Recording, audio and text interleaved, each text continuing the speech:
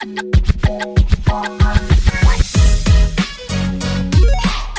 Everyone, welcome back to my YouTube channel. मेरा नाम है अंकिता शर्मा और मैं आ गई हूँ एक और नए वीडियो के साथ। आज हम दो ऐसे सेक्शंस के बारे में बात करेंगे जो कि डील करते हैं अगर कोई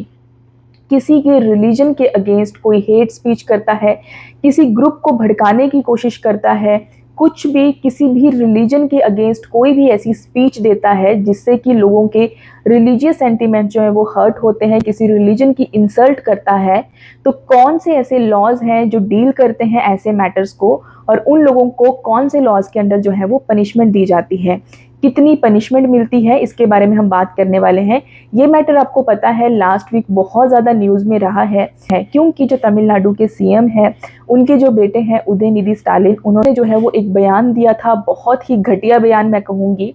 क्योंकि उन्होंने अपनी स्पीच में कहा था कि जो सनातन धर्म है वो किसी डेंगू, मलेरिया या कोरोना से कम नहीं है। देखिए, बात यहाँ पे सनातन धर्म की नहीं है, बात यहाँ पे हिंदू धर्म की नहीं है, बात यहाँ पे मुस्लिम धर्म की भी नहीं है। यहाँ पे किसी भी धर्म के लोगों को दूसरे के धर्म के अगेंस्ट बोलने का कोई हक नहीं है, क्योंकि हमारी जो कंट्री है वो एक सेक्युलर स्टेट है, एक सेक्युलर नेशन है जहाँ पे हर धर्म के लोग रहते हैं, हर किसी का अपना अपना एक रिलीजियस बिलीफ है। तो उस चीज़ को अगर कोई हर्ट करता है, उसके अगेंस्ट कुछ कहता है, इंसल्ट करता है, तो उन लोगों के रिलीजियस सेंटिमेंट्स हर्ट होते हैं, और जिसका हक ना तो हमारा कॉन्स्टिट्यूशन देता है, जिसके बेसिस पे हर एक लॉ चलता है, और ना ही हमारे जो लॉज हैं जो ऑलरेडी डिसाइडेड हैं, जो पनिशमेंट बताते हैं ऐसे लोगों के लिए, ना ही वो इसकी परमिशन देते हैं। तो ऑब्वियसली ये एक क्रिमिनल एक्ट है, और क्रिमिनल एक्ट का मतलब अपने आप में ही होता है कि जो कि समाज के अगेंस्ट हो, मतलब कि जो सोसाइटी के अगेंस्ट कुछ गलत हुआ है। तो इसी तरह से जो स्टालिन है उनके अगेंस्ट एफआईआर की गई, तो एफआईआर जो रजिस्टर हुई वो ही अंडर सेक्शन 153A और साथ में 295A। तो बेसिकली सेक्शन 153A है क्या? Section 153A of the IPC deal करता है ऐसे मैटर से जहां पर कोई पर्सन भड़काने की कोशिश करता है, एक ग्रुप को दूसरे ग्रुप के साथ प्रमोट करता है शत्रुता को on the ground of religion, race, caste, place of birth, language. ये वाली सारी चीज़ें जब आती हैं, उस बेसिस पे जब कोई पर्सन, जैसे कि स्टालिन, क्योंकि वो एक तरह से पॉलिटिशियन है तो लोग उसको सुनते हैं, लोग उसको सुनने के लिए वहां पे भी गए थे, तो जब उसने स्टेज पे खड़े होके ये बात बोल दी तो इट मीन्स कि जो सनातन धर्म वाले लोग इस बात को सुनेंगे, उनके रिलीजियस सेंटिमेंट्स कितने ज़्यादा हर्ट होंगे इस चीज़ को लेके। यहाँ पे बात सिर्फ हिंदू की नहीं है, यहाँ पे अगर कोई पर्सन स्टेज पे खड़ा होके मुस्लिम के अगेंस्ट भी कुछ कहता है तो उसके ऊपर भी सेम चार्जेस ही लगेंगे,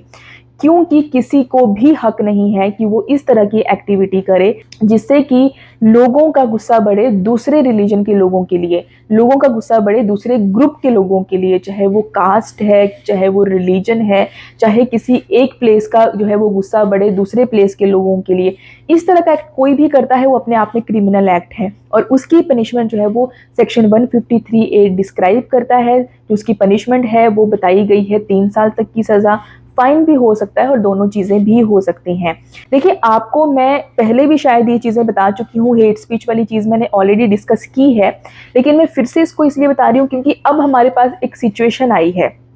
और ये सिचुएशन है इतनी बड़ी कि ये पूरा इंडिया इसके बारे में बात कर रहा है। तो इस चीज़ को एक एग्जाम्पल की तरह लेते हुए अगर आप समझोगे कि इस तरह का पर्सन अगर कोई भी बयानबाजी करेगा, इसको आप ये मत सोचना कि उसने सनातन धर्म के बारे में बोला है तो सिर्फ सनातन धर्म जो है वो फॉल करता है इसमें, नहीं। कोई भी पर्सन किसी भी रिलीजन के अगेंस्ट अगर ऐसी बात करेगा तो उसको डेफिनेटली पनिशमेंट होगी। बात यहाँ पे आती है कि अभी मैटर आगे चलेगा, अभी तो सिर्फ एफआईआर रजिस्टर हुई है, आगे आपको पता है कि चार्जशीट बनती है, फिर उसके बाद मैटर कोर्ट में जाता है, फिर उसके बाद जो है वो जो स्टालिन है उसको भी अपनी बात रखने का मौका मिलेगा, सारी छानबीन होगी, फिर उसके बाद एक जजमेंट आएगी। अगर वो गिल्टी प्रूव हो जाता है तो उसके बाद उसको पनिशमेंट होगी, उसको जो है वो 3 साल के लिए जो है वो जेल में जाना पड़ेगा।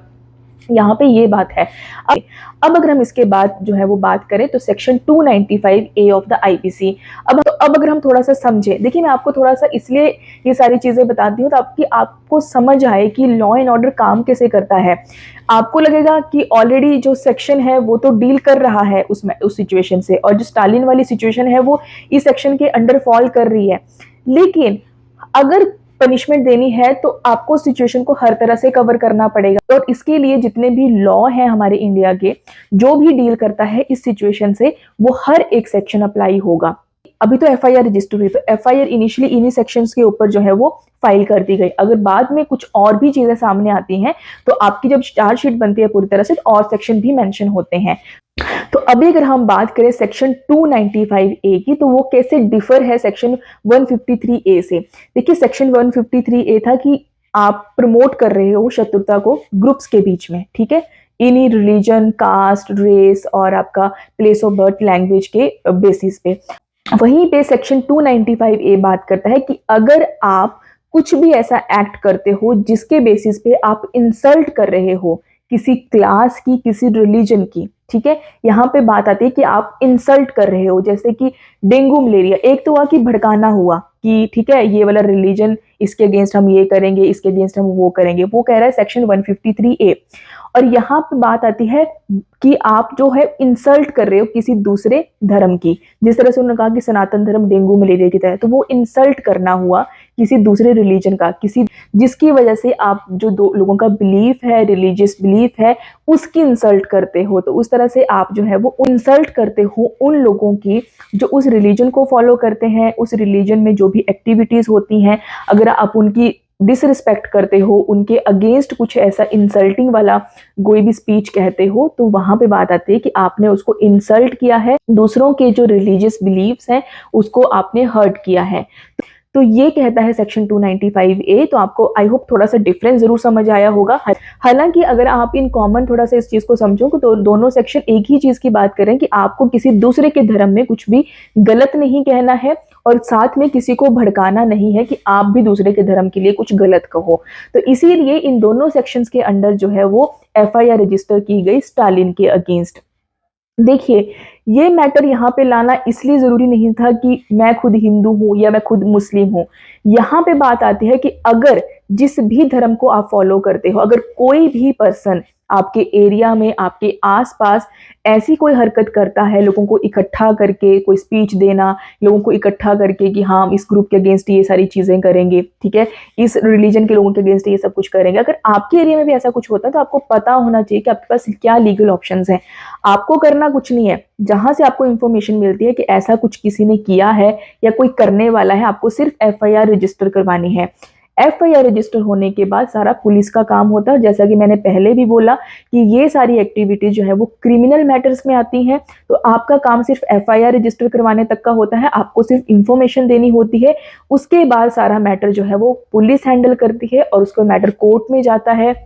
उसके बाद जिस पर्सन ने ये सब कुछ किया हो, चाहे वो एक पर्सन है चाहे वो ग्रुप है, अगर वो गिल्टी प्रूव हो जाता है तो उसके बाद उसको पनिशमेंट मिलती है। इसके साथ एक चीज और बोलूंगी कि आपको एडवोकेट भी हायर करने की कोई जरूरत नहीं होती कि आपने एफआईआर रजिस्टर करवाई तो अब आपको एडवोकेट भी हायर करना पड़ेगा कि कोर्ट में मैटर जाएगा, क्योंकि ये क्रिमिनल मैटर है, तो ये सोसाइटी के अगेंस्ट है, तो इसलिए पब्लिक प्रोसिक्यूटर्स जो है वो इन मैटर्स को डील करते हैं। ऑलरेडी वीडियो पड़ा है पब्लिक प्रोसिक्यूटर्स के बारे में कि क्या केसेस वो हैंडल करते हैं, किस तरह से पब्लिक प्रोसिक्यूटर का जो है वो रोल शुरू होता है क्रिमिनल मैटर्स में। किसी ने नहीं देखा है जाके मेरे चैनल पे देख सकता है। और होप करती हूँ कि जो लोग मुझे देखते हैं, जो लोग मेरी वीडियोस को पसंद करते हैं, वो किसी भी रिलीजन को लेके कुछ भी गलत सोच नहीं रखते हैं। आप जिस भी रिलीजन को फॉलो करते हो आप डेफिनेटली कीजिए, प्राउड से कीजिए, लेकिन आपको किसी भी दूसरे रिलीजन के अगेंस्ट कुछ भी कभी गलत नहीं कहना है। आप अपने रिलीजन की रिस्पेक्ट कीजिए, उसको फॉलो कीजिए, जो भी आपके रिलीजन में आपको करने के लिए कहा जाता है वो सब कुछ कीजिए, लेकिन आप लोग